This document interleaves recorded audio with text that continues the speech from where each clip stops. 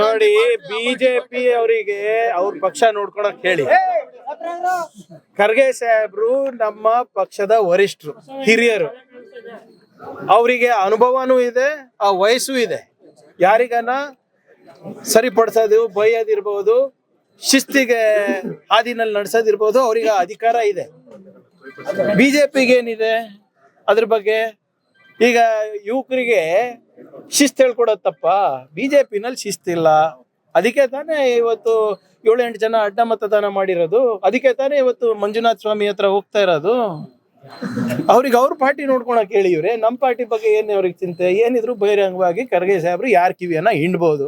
ಆ ವಯಸ್ಸಿದೆ ಅವರಿಗೆ, ಅನುಭವ ಇದೆ. ಕಾಂಗ್ರೆಸ್ ಅನ್ನೋ ರೀತಿಲಿ ಅರೆ 100 ಭಾಗ ಆಗಿದೆ ರೀ.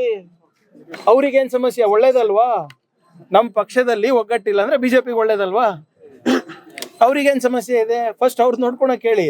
ಯಾರ್ಯಾರು ಅಡ್ಡ ಮತದಾನ ಮಾಡಿದ್ದಾರೆ ಅದನ್ನ ದಯವಿಟ್ಟು ಫಸ್ಟ್ ಅದ್ರ ಬಗ್ಗೆ ಪರಿಶೀಲನೆ ಮಾಡಿ, ಆತ್ಮಾವಲೋಕನ ಮಾಡ್ಕೊಳ್ಳಿ. ಸತ್ಯ ಶೋಧನಾ ಸಮಿತಿ ಏನ್ ರಚನೆ ಮಾಡಿದ್ರೆ ಅದ್ರ ವರದಿ ಕೊಡಿ. ನೀವು ಆ 7 ಜನ 8 ಜನ ಯಾರು ಅಡ್ಡ ಮತದಾನ ಮಾಡಿದ್ದಾರೆ ಅವ್ರ ಹೆಸರುಗಳನ್ನ ಹೇಳಿ. ಅದಾದ್ಮೇಲೆ ನಮ್ಮ ಪಕ್ಷದ ಬಗ್ಗೆ ಚರ್ಚೆ ಮಾಡಿ. ಪಾಪ ಅಧ್ಯಕ್ಷರು ಮಂಜುನಾಥ ಸ್ವಾಮಿ ಹತ್ರ ಹೋಗೋಣ ಅಂತ ಇದಾರೆ, ಬೇರೆಯವ್ರು ಬೇಡ ಅಂತ ಇದಾರೆ. ಎಷ್ಟು ಭಾಗ ಆಗಿದೆ?